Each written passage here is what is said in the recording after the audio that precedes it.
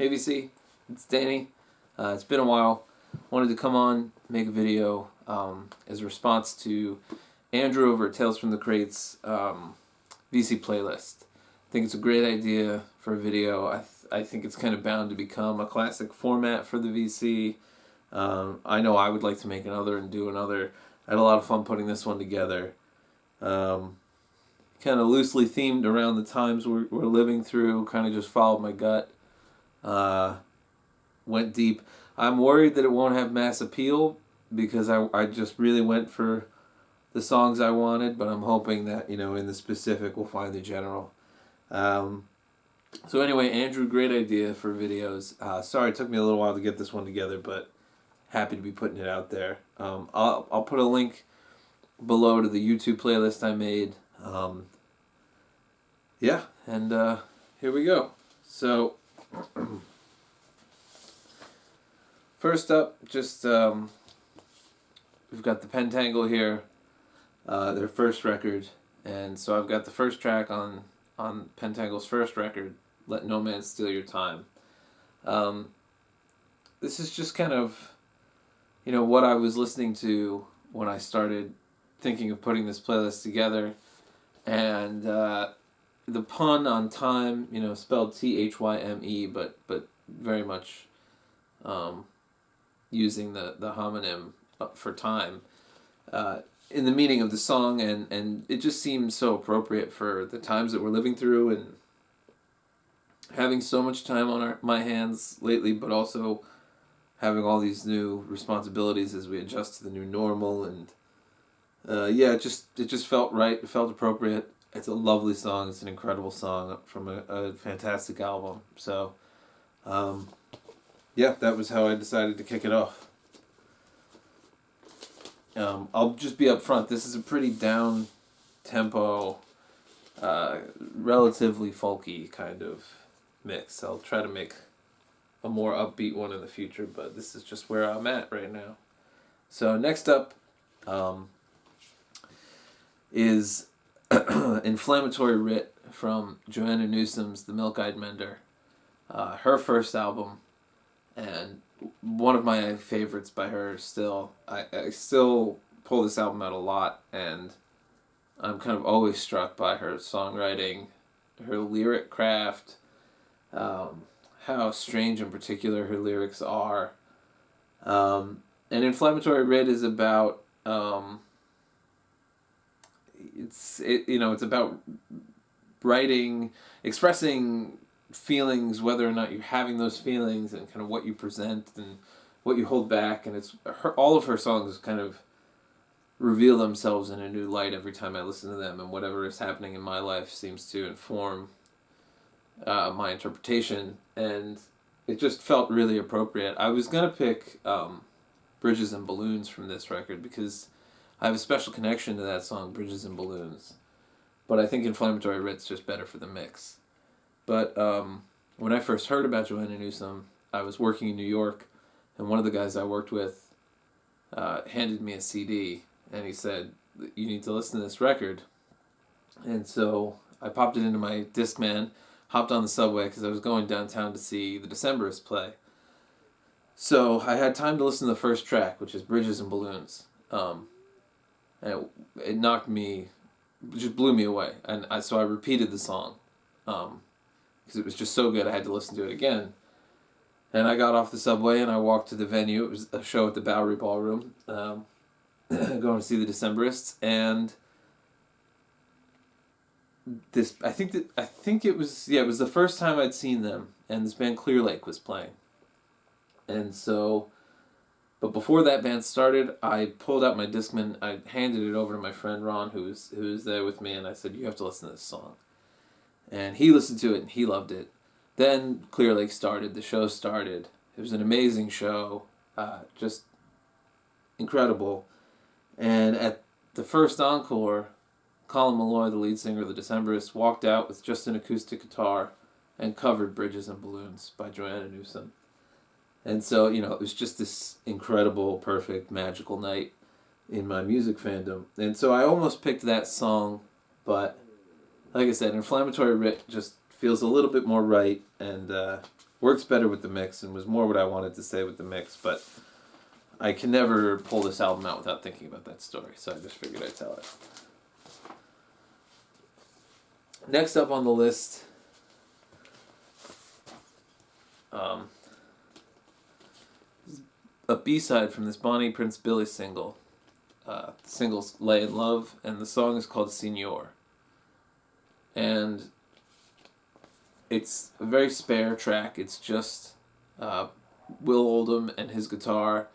And, you know, it almost sounds like he was improvising part of the song on the spot. What I wrote some notes as I was making this list, and I had a few question marks next to this track. I think I called it Squishy. It's not the most even song. It's not the most incredible song, but there's something about the lyrics of this song that really, really stopped me in my tracks when I was listening to it, putting this together. And Bonnie Prince Billy is saying, you know, Señor, Señor, and he's kind of asking like what's coming, and there's a foreboding kind of sense that something bad is coming, but that maybe we've been through this before, and you know, just it was ringing my bell. So, you know, Señor by Bonnie Prince Billy, again, really works, I think, for the mix. Not going to convert anybody to being Bonnie Prince Billy fans. Might even not be the favorite of people who do like him, but, you know, listen to the lyrics, try to get into the headspace. There's something there. So thinking I had taken things a bit too deep or depressing, I thought, why not kind of reset things with Sleep the Clock Around by Belen Sebastian. You know, this is one of those tracks I find a lot with my music collection, that songs that I think are upbeat when I then go to play them for people are pretty downbeat. That kind of was my experience playing this. It was like, oh, I'll put a really up number, a really bouncy, happy number. I'll get Sleep the Clock Around from Belen Sebastian, and, you know, everyone's sleeping in because of the current situation with the coronavirus and everything, so won't that be perfect? And then you listen to it, and it's just this mellow, down-tempo Belen Sebastian song, but it's one of my favorites. Great track off of a great album. The Boy with the Arab Strap. So, Sleep the Clock Around, Belen Sebastian.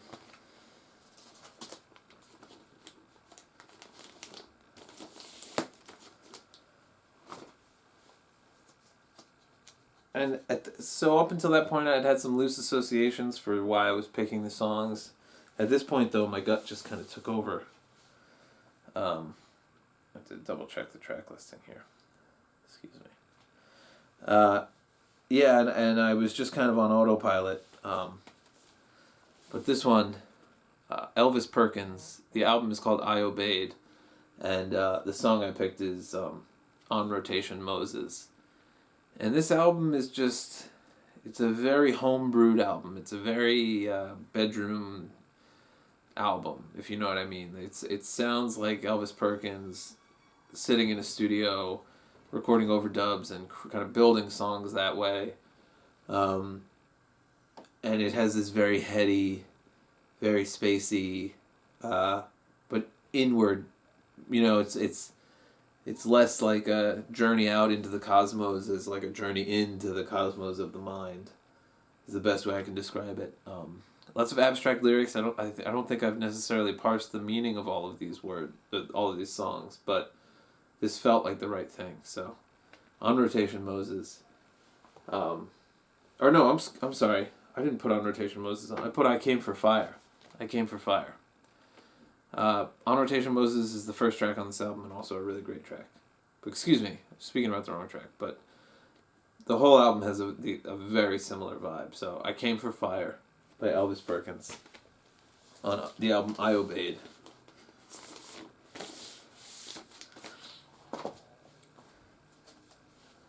Well, let me really check this track listing, make sure I don't say the wrong track twice in a row. Alright. Next up,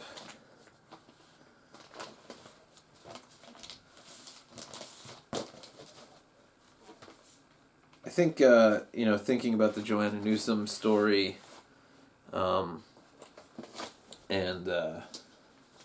that era of music, probably put me in mind of this band, Mahna Mahna.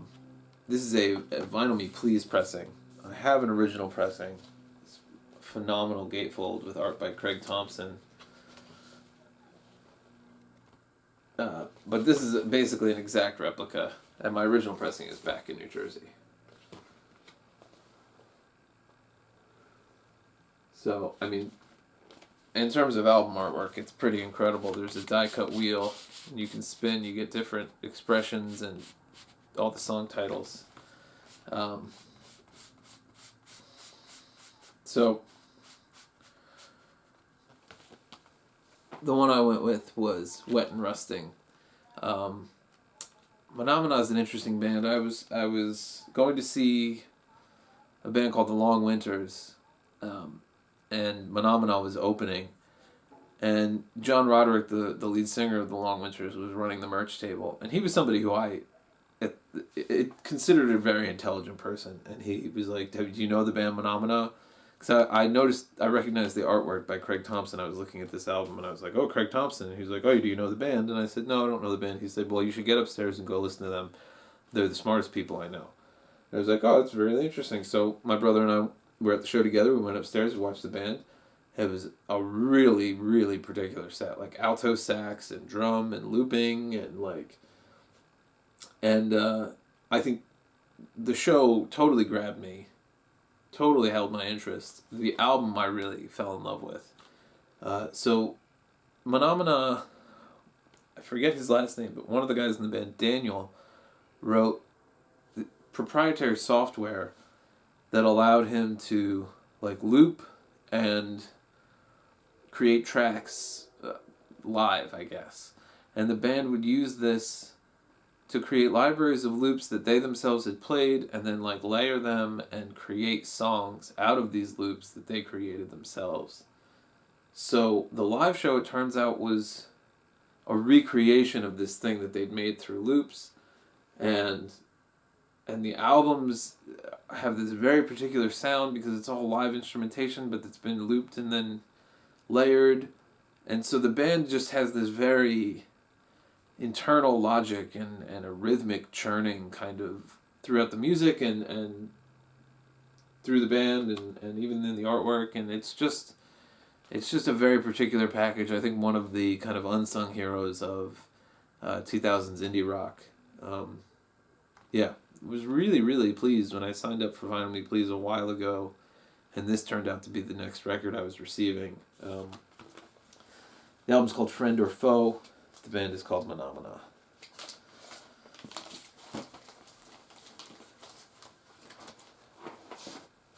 So then, I mentioned the band Clear Lake. They were a British band. They were coming up around the same time as Franz Ferdinand and the whole kind of saviors of rock post the Strokes kind of thing. And as I understand it, they got great reviews, but their label, I think Domino, decided to push Franz Ferdinand instead. They were label mates. And Clear Lake always felt that they got kind of snubbed and buried by the label. So I found them, like I said, opening for the Decemberists, which was a bit of an odd mix. They sound almost a little bit more like early Radiohead or something. But they were phenomenal. And I bought their CD that was out at the time called Cedars. And when I started getting really into record collecting again, I've kind of collected in two waves. I was like, oh, let me see if that album ever came out. And I was looking through Discogs, and I saw that it was only ever test pressed and never actually pressed as a record. And so I saw that there was somebody on there who had one, and I contacted him to see if he had one for sale, and he said, I actually do. I used to work for the label. Let me see if I can dig it up.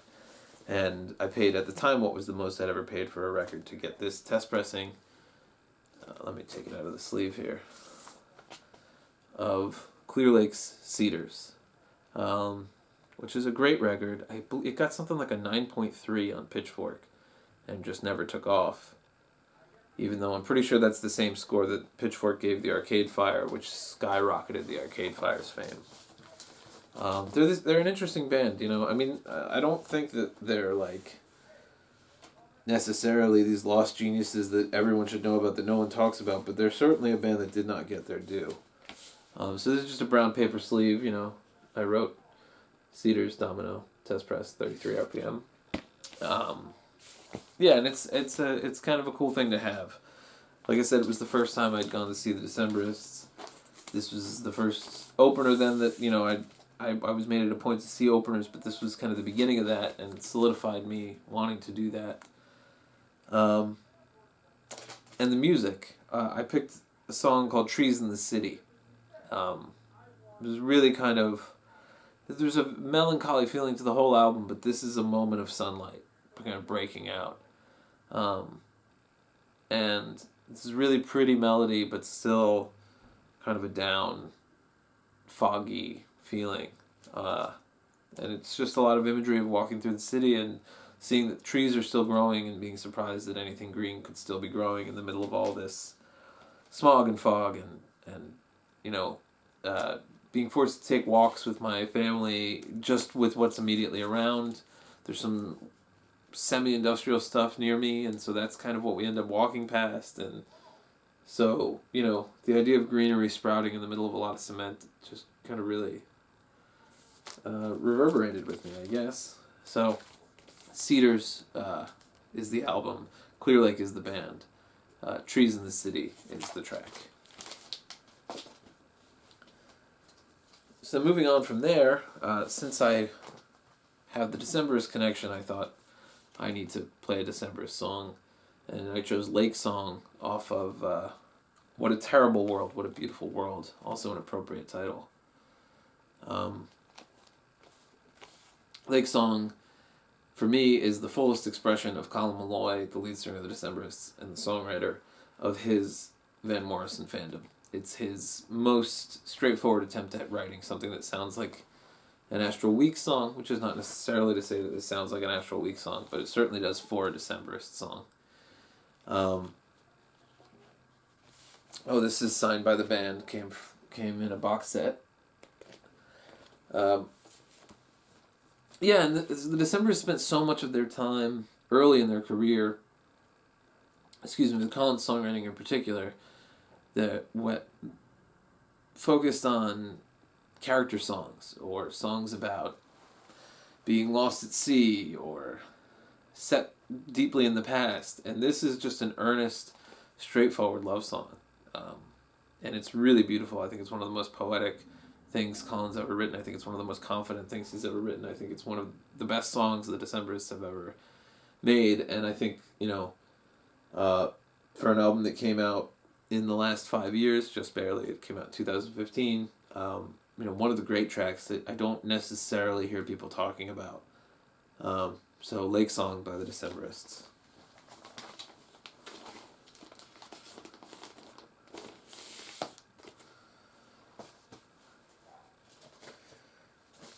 Part of the reason I chose that song was that I kind of wanted a bridge to Van here.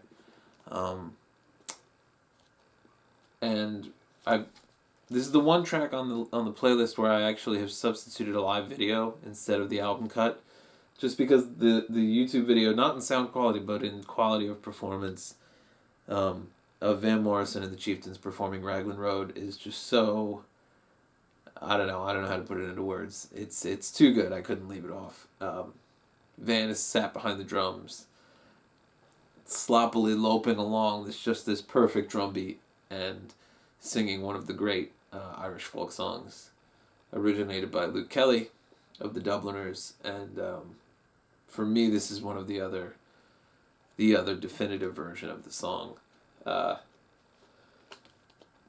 It's just incredible stuff. If you're listening to this mix, take a moment to watch the video for Raglan Road. Just kind of elemental. I don't know how else to put it. And then moving along to one of my favorite records, which some of you have been following me for a very long time I apologize because you're probably tired of hearing about this record, but it's just a favorite of mine. I just recently posted this on my new Instagram, so Not Enough Records is now on Instagram, all one word. But I picked the song So Bored Was I, parentheses, Dark Triad. Who can't relate to being bored? It's hard to stay home all the time. And it's one of my favorite songs on the record. It's this kind of circuitous thing of a man who hears a baby crying and then realizes he is the baby, and on, through his life. And then there's kind of a second part to the song, the Dark Triad, where he joins up with his other selves and sings a song of, I don't know, dark power, I guess. There's just, I think, with this self-quarantine kind of comes this inward turning thinking, at least it has for me, and kind of evaluating where I'm at, who I am, and what I am, and what I need. What is essential is a big question right now, and so I think that's seeped its way into everything, and I kind of felt that resonating a bit with this song. So Bored Was I off Spoils, one of Alistair Roberts' great records from 2009. This is one where he's got a pretty full band and a drummer that he's not afraid to let loose, and good number of these instruments are plugged in, and so this is folk rock. It's not dry straight folk. It's folk rock, and it's very very witty and kind of very strange, and it's just one of my favorite records. And so, staying on modern folk artists, the best of the best as far as I'm concerned. I then decided to go with Jake Xerxes Fussell, and let me double check just to be certain here. But I picked the track Jubilee. It's one of these records where I love every song on it and considered a few before I settled.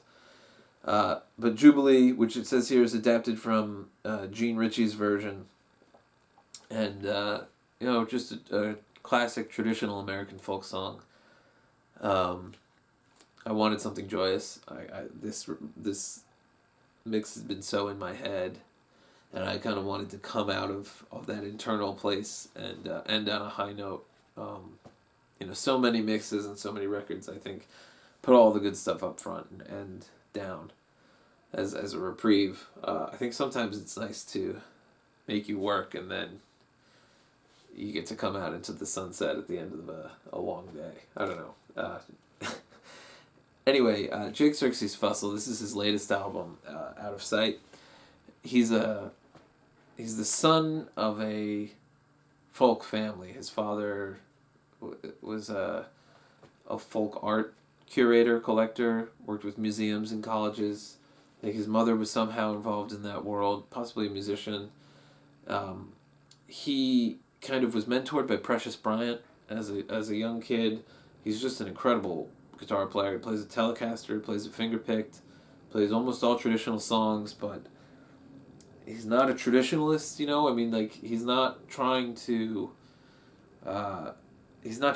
put on some overalls and pluck an old banjo and convince you that it's still 1933,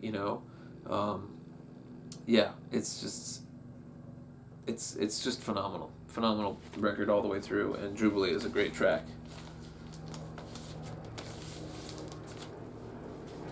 So I found out about Jake Fussell through Nathan Salzberg, who is the current curator of the Alan Lomax archive, and one of the things that Nathan Salzberg has done is curated these compilations of songs recorded during Alan Lomax's Southern Journey for Mississippi Records. Wave the Ocean, Wave the Sea is the name of this one. I guess they're just recordings from Southern Journey. And the song that I chose from here is Chilly Winds by Wade Ward, the first track. Wade Ward, the banjo player. This is just a beautiful, perfect instrumental. A gorgeous recording, a gorgeous melody, perfect playing, quintessentially American folk music. Yeah, I exactly the kind of stuff that Jake Fussell is referencing, I think, and the kind of music that always brings me peace and comfort and quiets my mind and just puts a smile on my face, which is, something I think we can all use, especially after a trying time.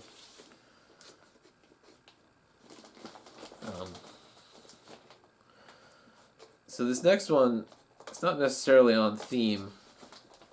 I didn't have a reason, except that I had just received this record. And then, I'll tell you the story. So, let me double check. Almost 100% sure what I picked here. Yes, I picked Baby Please Don't Go here by Mississippi Fred McDowell, live in New York. So I've been looking for this record for years. I think Teddy showed it a while ago on his Eat Sleep Vinyl channel as one of his favorites. And I started looking for it. And a little while ago, my brother was calling me, asking about advice with records from his local record store, which, like most record stores, is selling through Instagram now. And he was asking me to look at a few that he was interested in, and I told him what I thought. And as I was browsing, I said, oh, look, they have this record, this Mississippi Fred McDowell record that I've been looking for forever.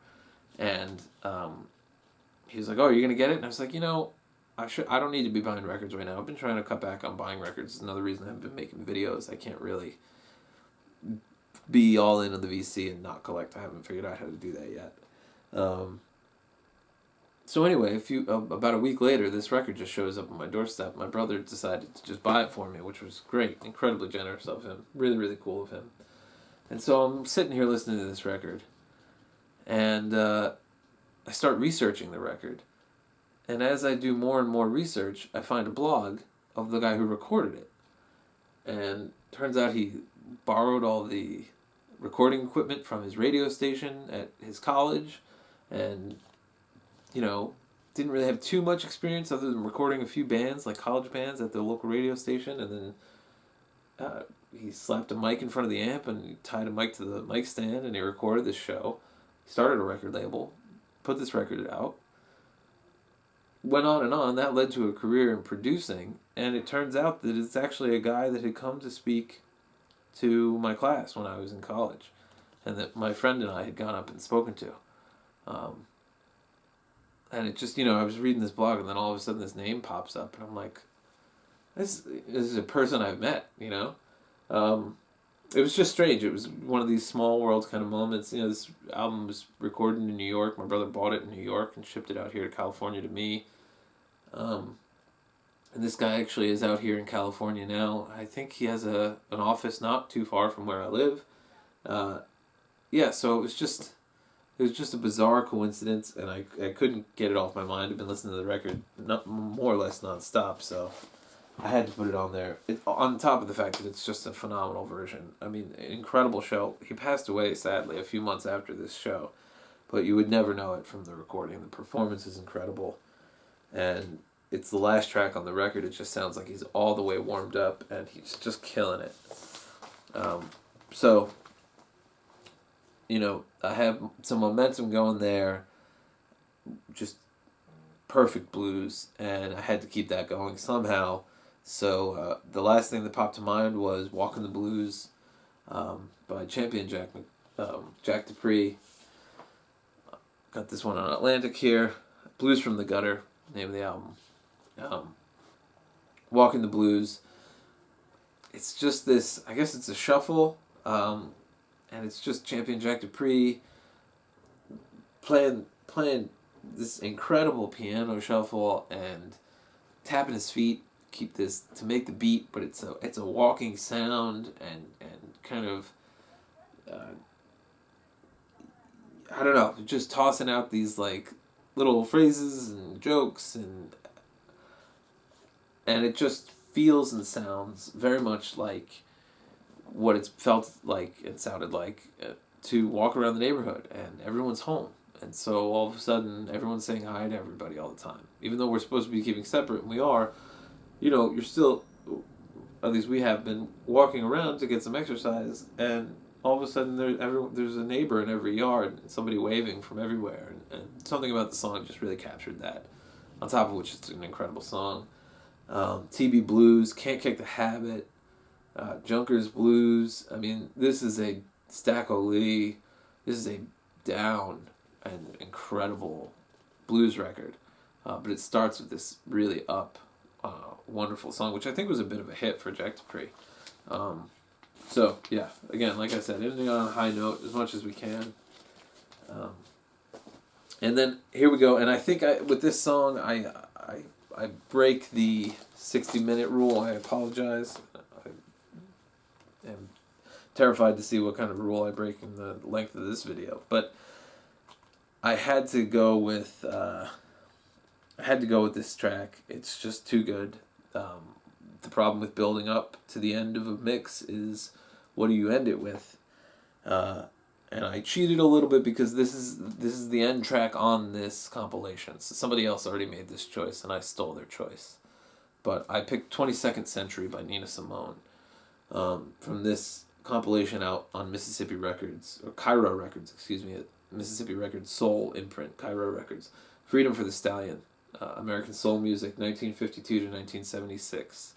So Mississippi Records has started this kind of a soul homage to the Harry Smith anthology of American folk music. Deep cuts, more well-known, maybe demo versions of well-known songs, 2 LP, 3 LP collections, just incredible compilations of soul music, American soul music. If you go to MississippiRecords.net, 2 of them are still available. I believe this is the 4th one. 5 and 6 are yet to come out. But Nina Simone, 22nd Century. I don't know when this is from. I don't know if this is from her Live in Europe era. I think I've seen it re-released on the Here Comes the Sun, like as an extended version of Here Comes the Sun, so I don't know if that's the era it's from. Whatever era it's from, it's just...